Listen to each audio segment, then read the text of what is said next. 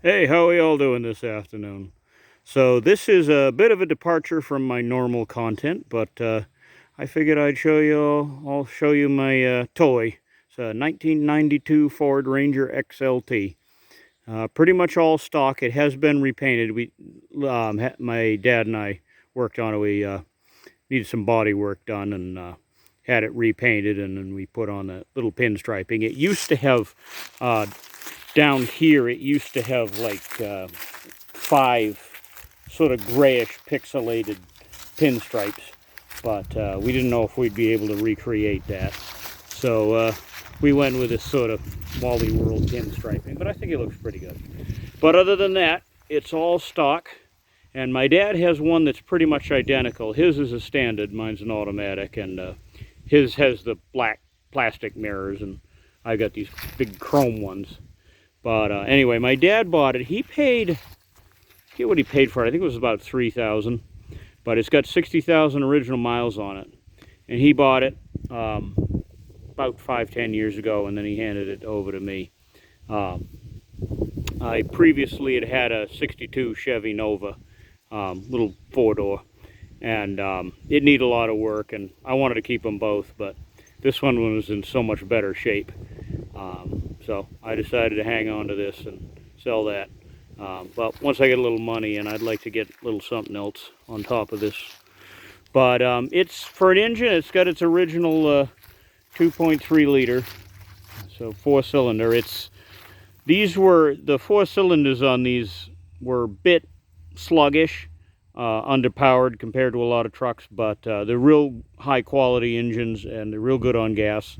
And that's what I like about it. I like to take this out into sort of rural areas where there's not a lot of gas stations, and just cruise around the back roads. And you know, it's nice not having to go there too often.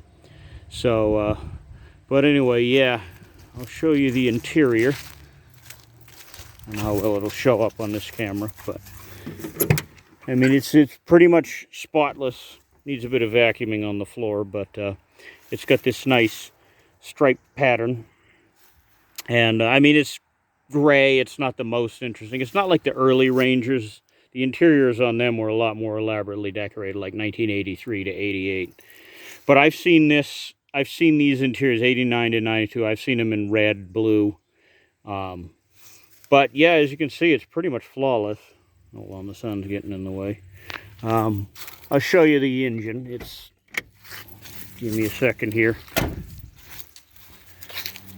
Like I said, it's just a 2.3 liter, but I'm really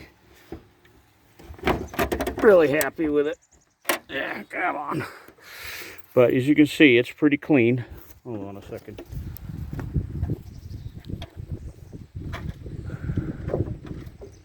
Yeah, sorry about that. But yeah, you can see it's pretty clean. And like I said, 60,000. I just turned over 60,000 original miles on it. And yeah, so it gets the job done. But this is what I like to see. I don't know how well you can see it, but there's you can see the ground pretty well. It's a pretty small engine, easy to work on, and I'm not really a mechanic, but you know, I know a little bit. And you know, you could learn on something like this. It's not like today's engines, which, well, today's cars are way too complicated, and I refuse to drive them. I refuse to buy one because they're just too many darn computers in them. So this is the stuff I like. So, hold on, give me a second here.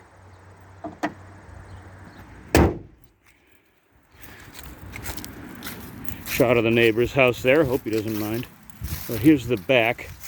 The only blemish it has, I don't think it shows up really well, but I attempted to paint out a scratch there, and it's rather dull. Didn't come out real good, but I have a body man look at it. But here's the back. I really like this, the chrome, but it's actually, I think it's aluminum, but this little piece right here. But yeah. Yeah, and the previous owner, I like these little stickers. One's for the Maine organic farmers and gardeners. I was a farmhand. I worked as a farmhand number of years ago, but I didn't put this on here. But I like it. And there's another one from, yeah, forget what that symbol means, but yeah, looks pretty cool. So anyway, I'll give you one last look. So I do want to get a couple of the wheels on the other side need to be replaced. The little rivets here are not in the best shape on the other side.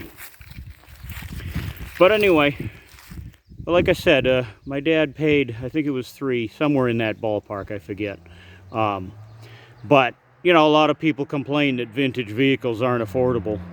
And I tell them, you know, it really depends on what you're looking for. You know, if you're looking for a Chevelle or a 57 Chevy, you know, convertible, yeah, you're going to pay big money. But something like this, you know, these are starting to climb, the prices on these. So, you know, get one while you can.